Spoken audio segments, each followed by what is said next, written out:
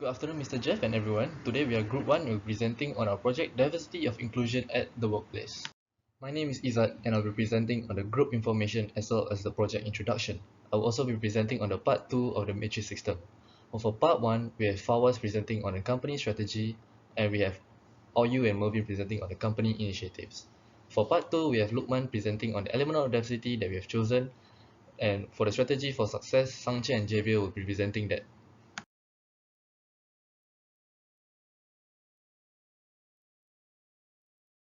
So the company that we have chosen will be Coca-Cola, which was founded in Atlanta, Georgia on 1892. It has started from a small factory and business which has now expanded to all over the world. And now it is a multinational corporation which is known by everyone. And ever since, it has been hiring many various employees from different culture and identity and has been wanting to improve on diversity in the company ever since. The strategy that the Coca-Cola company has adopted is diversity, equity, and inclusion. They reinforce these values as they are the foundation of what made Coca-Cola the successful company that we all see today. In the past, Coca-Cola has also stood up for these values, and they have also been celebrating these values around the world. For example, from having the first female in a leadership position in a major corporation, which is a really amazing feat. Especially it was in 1934, because not a lot of people believe that women should be in leadership positions during that time. They also celebrate diversity through the creative ads that we see on the internet and YouTube. But with all of these efforts, they still felt that they weren't doing enough. So they upgraded their strategy by including three long-term aspirations, which are mirroring the market's equity for all and also inclusivity. This is because they believe that having these three long-term aspirations would help them to be able to achieve a greater global reach, stronger impact, and deeper focus on equity. So these are the long-term ambitions, which are mirroring the market and inclusivity.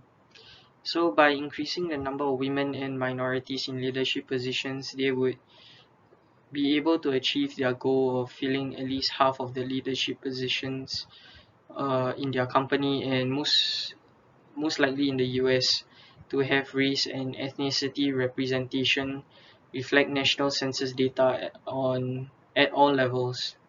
And for equity for all, they review their business, human rights, and employment policies, and this helps them to practice to eliminate biases and inequities in their company. Not only that, by mirroring the markets that they serve, it also creates a more inclusive and equitable culture.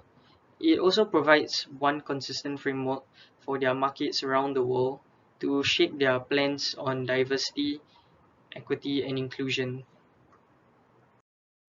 The first strategy that Coca-Cola implemented is to create an inclusive environment in their workplace. By creating such an environment, it allows the workforce to foster a sense of allyship, belonging, and community, while also providing opportunities to employees of different communities to have their voices heard, not just within the firm, but across the Coca-Cola system. Being able to have varying voices from different communities will enable Coca-Cola to highlight the different social and societal concerns that different communities are facing before coming up with actions and plans to ease these concerns. These actions will then be feedback upon through an inclusion perspective. To achieve their long-term strategy, the Employee Inclusion Network initiative was started and is an integral part of the diversity, equity, and inclusion strategy for the Coca-Cola Company. It is employee-led and company-recognized. Part of the inclusion includes the interview panels being made up of diverse colleagues from different backgrounds. An example would be in a group of 4 interviewer setting, each interviewer would be of one unique background, one Hispanic, one Asian, one black, one white. This is done to reduce the biasness or favorable treatment towards certain races during interviews, while also ensuring that the sourcing of these potential applicants from the applicant pool are of varying backgrounds before making hiring decisions. Lastly, they are also hiring a full-time position whose job scope is solely focused on diversity, equity, and inclusion education for the rest of the workforce. Now, let us take a look at the matrix set by the Coca-Cola Company in the 21st century. By the end of 2030, the Coca-Cola aims to achieve a representation of 13% blacks, 18% Hispanics, and 6% Asians in their employee population representation, which also includes the management level. Looking at the results published later on their webpage, as of December 31st, 2020, the blacks make up 19% of the employee population, the Hispanics make up 14% of the employee population, and the Asians make up 7% of the employee population. As seen from the results and the matrix set by Coca-Cola, we can see that they had already surpassed their goal of Black and Asian employee representation by 6% and 1% respectively, which is a good indication that their strategy and initiative is working well. Even though the Hispanic employee population representation is still for 4% of the target goal, they still have another 8 years from 2020 to 2030 to achieve this goal. The second strategy Coca-Cola have in place is the Global Women's Leadership Council. The council aims to promote gender equality internally and empower female employees. The council is ran by a mixed-gendered team. The inclusion of men brought about valuable insights for the initiatives and campaigns. It is also a way to show diversity in the team. The council shapes initiatives to develop and advance female talents. A few examples of such initiatives is the Assessment and Development Program and the Women and Leadership Program. The council also oversees the numerous regional branches and work with them to create customized initiatives tailored for their needs. The initiative I'll be sharing is the Women and Leadership Program. This program aims to equip female employees with the necessary skills to shoulder a leadership role. Under this program, female employees undergo leadership and communication workshops.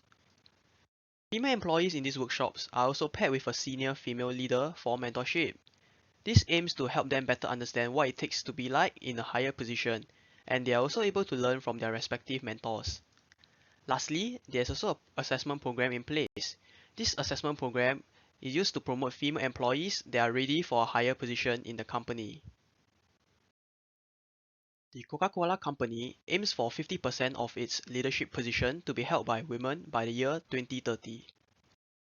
This strategy in place has tremendously improved the gender equality within the company. As of 2020, women accounts for 42% of the total leadership roles in the company, which is 15% more than that of in 2008. Women represents around 35% of Coke's senior leadership roles.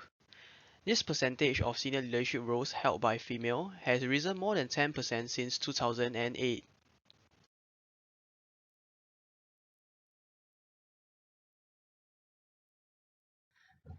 As a diversity officer in this company, I would like to propose that the element of diversity we should focus on is generation. Senior Minister of State, Dr. General Puthucheary noted that there's increasing divisions between young and old here in Singapore.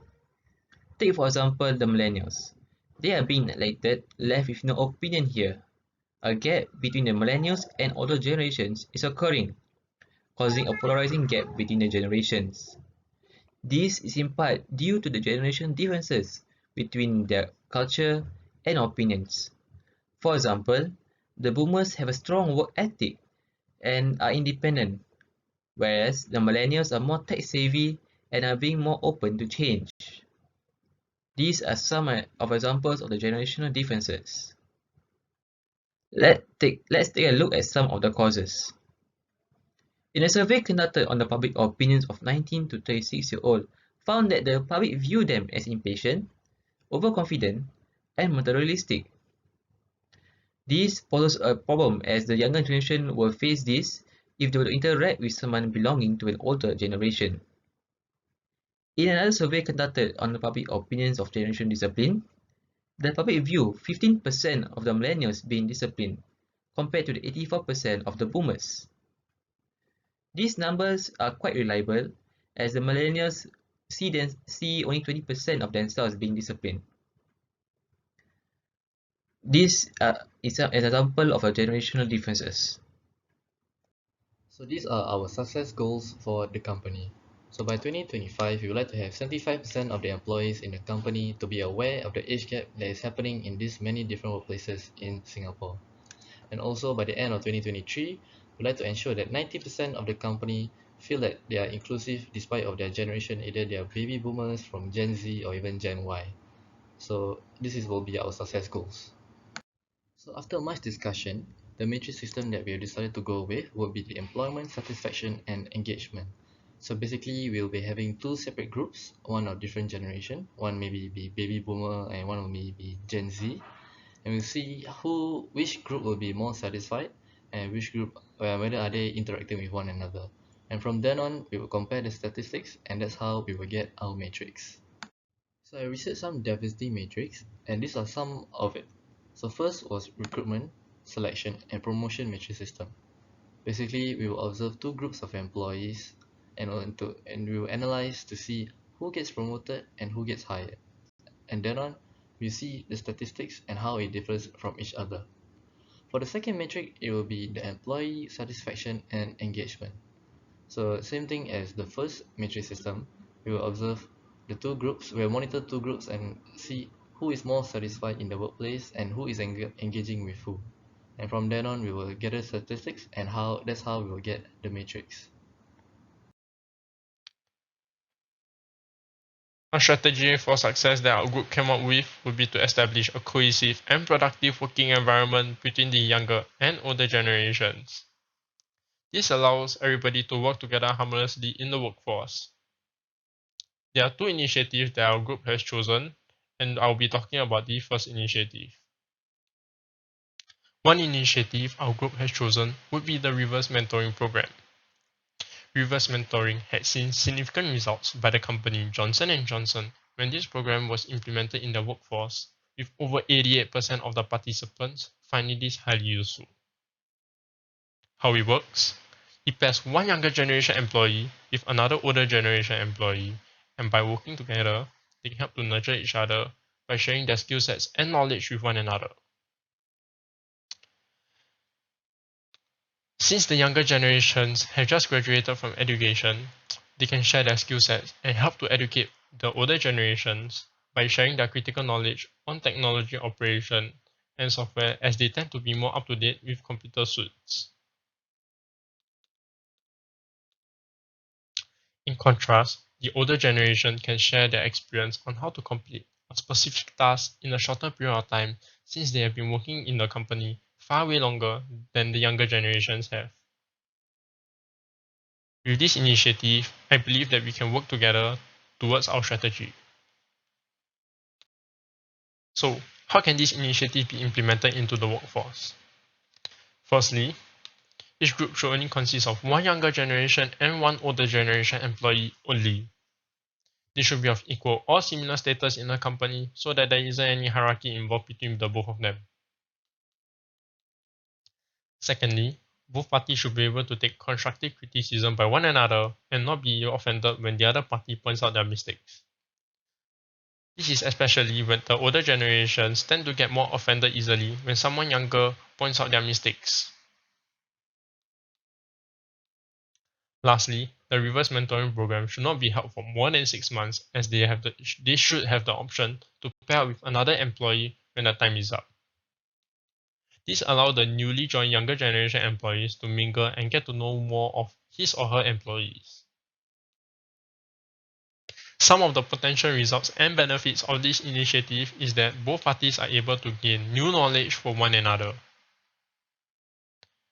With the new knowledge gained, they can also use this as an opportunity to polish their skills and be well equipped in the future to be able to pass on even more knowledge to their future juniors. If a company is well known for their healthy workforce, there will be even more talents looking to join the company as well. And lastly, with this initiative, we hope to be able to clear the prejudice and stereotypes of what an individual has with the other generation. For example, the younger generations will always think that the older generations do not want to learn from them because they think that they know it all. While the older generations will think that the younger generations are usually very rude to them. The other initiative that can be taken is diversity training. The main objective of diversity training is to ensure that employees are aware of the benefits from having a diverse workplace, and to accomplish that, steps like workshops and training can be provided. However, standard diversity programs should be avoided as much as possible, as statistics from Harvard Business Review has proven that usual diversity programs often yield poor returns. Therefore, we believe that it is necessary to have a more targeted approach, like what Accenture, a company with market-leading diversity methods, has done. Accenture combines industry expertise and advanced analytics. They work closely with clients to define their strategy using a results-oriented approach, which definitely suits employees more than a generic training program that is so-called made for everyone. Since training is results-based, the company can decide to use whatever works well and discard methods that don't, sort of like trial and error. Moreover, they also provide leadership alignment workshops, as well as personalized learning experiences for their employees. By making the training personalized, it ensures that it is targeted for that particular employee. What works well for me might not work well for another. Therefore, a more personalized approach will definitely increase the effectiveness of the training. The results that we hope to achieve from this are as follows. Firstly, by sending our employees to such workshops, we hope to equip them with skills that they will need for the future workforce, wherever it may be. This makes it so that diversity problems can no longer happen to them. Secondly, we hope to increase employment rate within a company. Since 67% of job seekers consider workplace diversity an important factor when considering employment opportunities, and more than 50% of current employees want their workplace to do more to increase diversity, we wish that our efforts will allow more people to join the company that applies such relevant strategies. Lastly, and the end goal, of course, is to clear prejudice and stereotype of each generation by appending the power dynamic of the traditional mentoring and training model to create a sense of belonging which nurtures stronger connection between colleagues. In conclusion, as a group, we have learned a lot from this module, managing diversity at work, varying from the multiple identity to how some workplaces in Singapore does not actually focus on diversity, and how we can act to ensure that there's diversity in the workplace. And we feel that in the future, we will definitely apply whatever we have learned in this module. Thank you.